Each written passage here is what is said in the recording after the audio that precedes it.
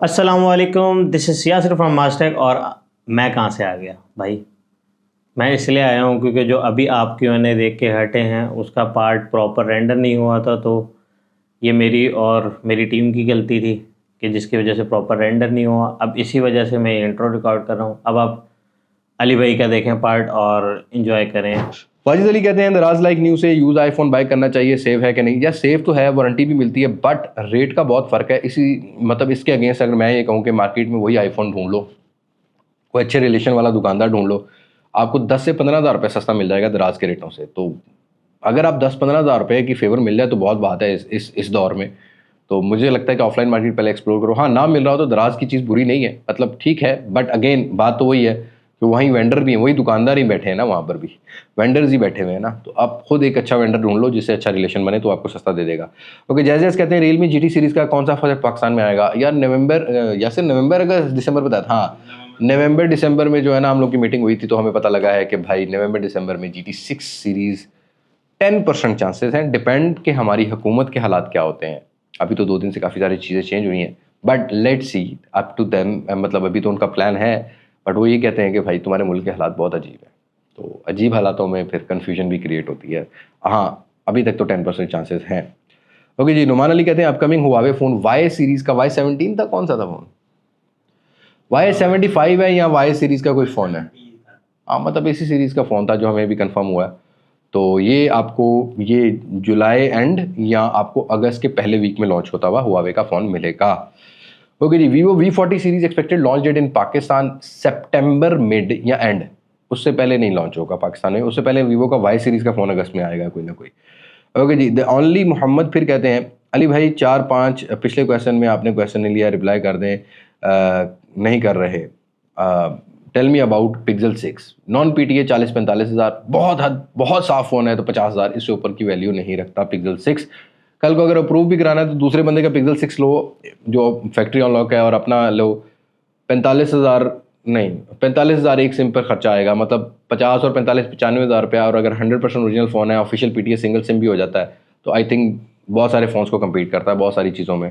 तो yes, consider कर सकते हो। ओके जी, यहाँ क्वेश्चन आया है अगला कि मोटो G54 के कौन सा फ़ोन अपग्रेड होगा? मोटो का और मोटो G55 आएगा। अभी G54 आप पूछना ये चाह रहे हो, G54 पर अपग्रेड क्या करूँ? नहीं करना चाहिए फिलहाल, right now this is not a condition to upgrade your phone. जो अच्छा फ़ोन चल रहा है उसको चलाते रहो, 6 महीने चलाओ। ये जो मार्केट में स्टॉक पड़ा हुआ है ना, इसको पड़ा रहने दो, मत खरीदो। कंपनीज खुद हाथ में लाएंगी, ये प्राइस कट दोबारा लग जाएगा, मसला नहीं है। ये बढ़ा तो दिया ना इन्होंने, जब चीज़ें नहीं बिकेंगी ना तो ऑटोमेटिकली जब नई चीज़ें आ रही होंगी ना तो इनको भी पता होगा यार अभी प्राइस डिस्काउंट, ये नुकसान भी करके बेचेंगी, ये मतलब बेचेंगी, 100% बेचेंगी। G85 जो है ना वो अगस्त सितंबर में आ रहा होगा, फ़ौरन से चेंज करने की जरूरत नहीं, उसका भी रेट नीचे आने दो। 6 महीने के लिए नया फ़ोन लेना बंद कर दो कम से कम। मेरे ख्याल में ना इनके होश ठिकाने आ जाएंगे। ओके जी, मुनीब कहते हैं सैमसंग की CPID S सीरीज़ जैसा कि 21, 20T, 20FE को रिव्यू कब करेंगे? यार रिव्यू कैसे करूं ब्रो, मुझे कल को कोई PTA उठा के लेगी तो आप जिम्मेदार बनेंगे। मैं नॉन PTA करके कर दूंगा रिव्यू, बट मैं CPID उसमें ज़्यादा मेंशन नहीं कर सकता। हाँ करेंगे, बट अभी फ़िलहाल तो वो सर्वर ही बन जा रहा है भाई, तो थोड़ा सा मसला हो जाता है मेरे लिए भी। कभी कभी मुझे थ्रेट कॉल्स आती हैं, ऐसी बात नहीं है, बट मैं शो नहीं करता, या मुझे हाइप नहीं बनानी आती, या मुझे कंट्रोवर्सी नहीं बनानी आती। मैं बनाना भी नहीं चाहता, मैं काम करना चाहता हूँ सिंपली। सादा सा बंदा हूँ भाई, मुझे मतलब है काम से, सीधी सीधी बात है। मैं आज अल्हम्दुलिल्लाह हम 8.25 लाख के करीब हैं सब्सक्राइबर। देखो मैंने कंट्रोवर्सी क्रिएट करनी हो, अगर आप मेरे बहुत पुराने फॉलोअर हैं ना तो आपको पता है कि मुझे बहुत सारे मौके मिले थे, बट मैं नहीं क्रिएट करता। उसकी वजह ये कि मुझे काम करना है, मुझे अपने काम से काम रखना चाहिए। मुझे ये क्या भाई कि वो इस तरह कर रहा है, वो इस तरह कर रहा है, वो इस तरह, उससे मुझे कोई कंसर्न नहीं है। मेरा जो ड्यूटी है मैं वो तो करूँ ना भाई। मुझे हीरो उस मामले में नहीं बनना कि मैं बॉक्सिंग मैच लड़ता रहूँ, एक आर्टिफिशियल बॉक्सिंग मैच, और बाद में कहूँ नहीं ये तो फाइट थी, ये मतलब कॉमन सेंस है कि उस तरह का बंदा नहीं हूँ। हाँ, जिस दिन मैं उस चीज़ पर उतरा ना तो भाई मैं पहले 6 महीने जाके किक बॉक्सिंग सीखूंगा, फिर मैं चैलेंज कर लूंगा रजब को भी, और मैं चैलेंज कर लूंगा अनस को भी, मैं चैलेंज कर लूंगा रहीम प्रदेश, मैं देख लूंगा कितना पानी है कितना नहीं इन इन्फ्लुएंसर्स में। अल्हम्दुलिल्लाह जितना का देसी खाया हुआ ना मैंने, मैं उसको करके भी दिखाऊंगा। तो वो चैलेंजेस जब चलेंगे ना तो फिर मैं चला के भी दिखाऊंगा, ऐसी बात नहीं है, डरता नहीं हूँ मैं किसी के बाप से। तो वो कर लेंगे, बट मुझे कंट्रोवर्सी नहीं क्रिएट करनी। As a tech channel, vlog channel पे जो मर्जी पंगे करते रहेंगे, फिर उनकी कैटेगरी में खेलेंगे ना आके, फिर मज़ा आएगा ना। तो करेंगे इंशाल्लाह ताला, बहरहाल इन फ़ोन्स को करेंगे हम लोग review, don't you worry about it. Okay ji, Kashif Awan कहते हैं अली भाई बाकी टीम क्या मौका दिया करें, कॉन्फिडेंस इंक्रीज हो। बहुत इंपॉर्टेंट क्वेश्चन है, कॉन्फिडेंस इंक्रीज होगा और रिश्ते भी हो सकते हैं ये सवाल है सिर्फ यासिर के लिए, क्योंकि हमारी टीम में यासिर और ताहिर भाई जो है ना, ये माशाल्लाह अनमैरिड लोग हैं, इनकी फिजिकल स्किल्स ज़रा थोड़े से कम है तो मैं इरफान भाई शादीशुदा है अल्हम्दुलिल्लाह। तो इसके बारे में सवाल है ब्रो, कॉन्फिडेंस बिल्डअप नहीं हो सकता, उसके लिए कुछ खाना पड़ता है। मतलब पहले तो गैरत की गोली खानी पड़ेगी, उसके बाद फिर और खुराक खानी पड़ेगी। कोशिश तो करते हैं हम कि भाई इनका ज़रा कोई कॉन्फिडेंस बिल्डअप हो, यासिर का स्पेशली। ताहिर भाई का तो कॉन्फिडेंस क्या बिल्डअप करना, माशाल्लाह शरीफ आदमी है, उनको क्या तंग करना। बहरहाल मौका दूंगा, देख लेते हैं कितना चौका मारता है ये, बट कभी कभी इधर उधर निकल जाता है और ओवर एक्टिंग बहुत करता है। ओके जी, मुस्तहसन कहते हैं why you don't respond on DM।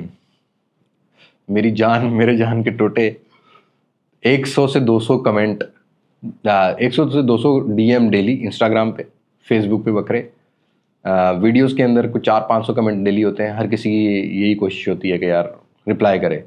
Personal WhatsApp, जो बिजनेस व्हाट्सएप है मेरा दुकान का या शॉप का, 100 मैसेज तो डेली उस पर भी आता है।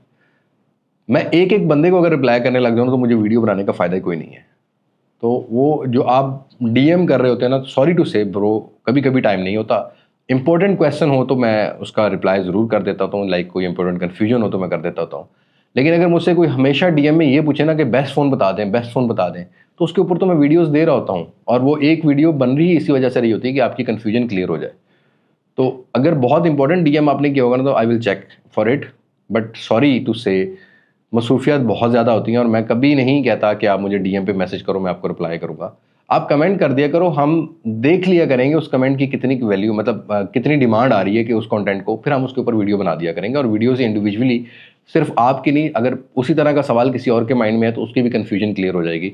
तो इंडिविजुअली सबको, जो DM नहीं भी कर सकते उनको भी क्लियर हो जाएगी। आई एम रियली सॉरी, मैं इसी वजह से रिप्लाई नहीं कर पाता, क्योंकि मेरा अपना बहुत बिजी स्केड्यूल होता है, तो वो चीज़ें करनी होती हैं। पर रेलिवेंट क्वेश्चन या रेलिवेंट क्यूरी हुई तो मैं DM पे ज़रूर कर दूंगा। हाल चाल मैं आपको रोज़ाना पूछता रहता हूँ, आपका भी मुझे अल्हम्दुलिल्लाह मैसेज आता रहता है, कमेंट आता रहता है, और हाल चाल का मैं आपको अपना भी बताता रहता हूँ, तो वो हाल चाल तो होता रहता है। Okay, Tanzeel Rahman last question पूछते हैं हमसे, your opinion about Pakistani tech YouTubers. भाई जैसे टेक इंडस्ट्री चल रही है वैसे ही टेक यूट्यूबर्स चल रहे होंगे। हर कोई अपनी अपनी दुकान चला रहा है, जैसा कि मैं हूँ, मैं भी दुकान ही चला रहा हूँ। मैं मतलब आप लोगों को आपको हिसाब से चीज़ें दे रहा हूँ। मतलब कुछ लोग अपनी फिजिकल शॉप चला रहे हैं, कुछ अपनी ई-कॉमर्स शॉप चला रहे हैं। अनफॉर्चुनेट हमारे यहाँ पर हम सब बमा शमूल मैस्टैक, वी आर अ सेल्समैन।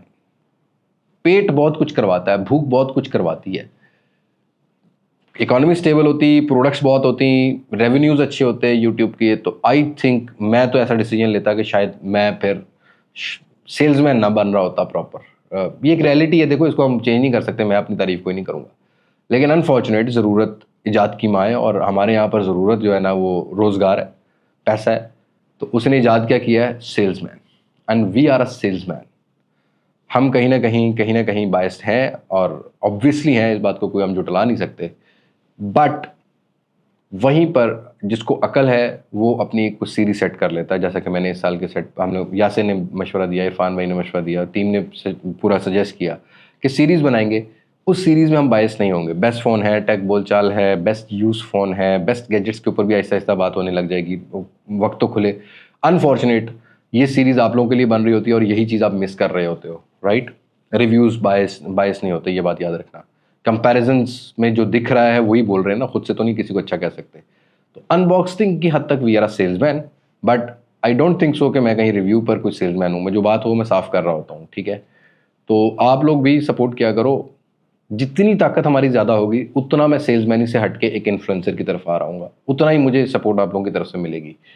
लेकिन अगर आप लोग ये सोचते हो ना यार मैं हर वीडियो जो है वो सेल्समैनी के ऊपर या बायस्ड कर रहा हूँ, आई डोंट थिंक सो कि आप सही सोच रहे हो।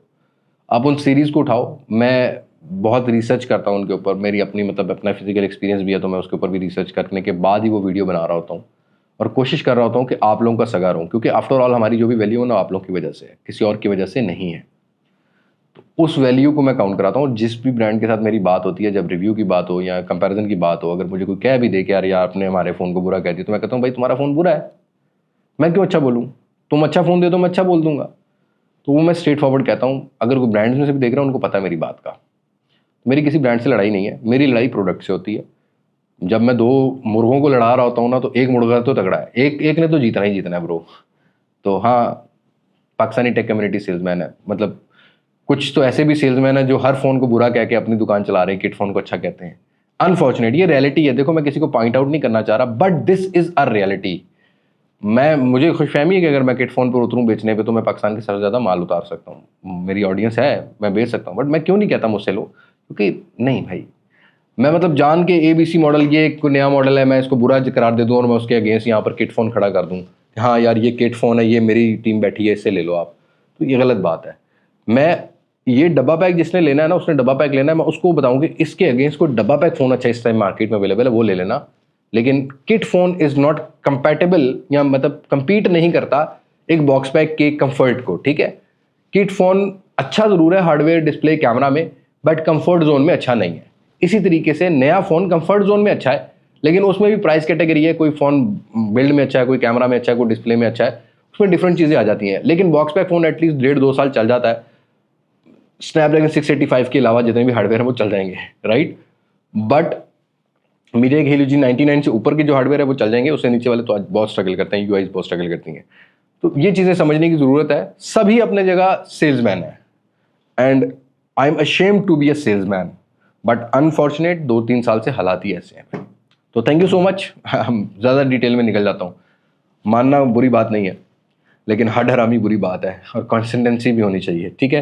Thank you so much. आज की वीडियो के लिए इतना ही है। मुलाकात होगी आप लोगों से इंशाल्लाह ताला। अगर हमारी कल की कोई वीडियो लाइन ना हुई तो अब 12 मुहर्रम को ही मुलाकात होगी। तब तक अपलोडिंग हम लोग कोई मुहर्रमुल हराम के एहतराम में नहीं करेंगे। आज 7 मुहर्रम है, आज 7 मुहर्रम है, तो आई थिंक हाँ मैं अगले 4 दिन कोई वीडियो अपलोड नहीं कर रहा हूँ। तो इंशाल्लाह 4 दिन बाद ही मुलाकात होगी, मतलब 8, 9, 10, 11 मुहर्रम 4 दिन वीडियो अपलोड नहीं होगी, उसके बाद फिर इंशाल्लाह ताला आप लोग से मुलाकात होगी। पाकिस्तान जिंदाबाद, अल्लाह हाफ़िज़।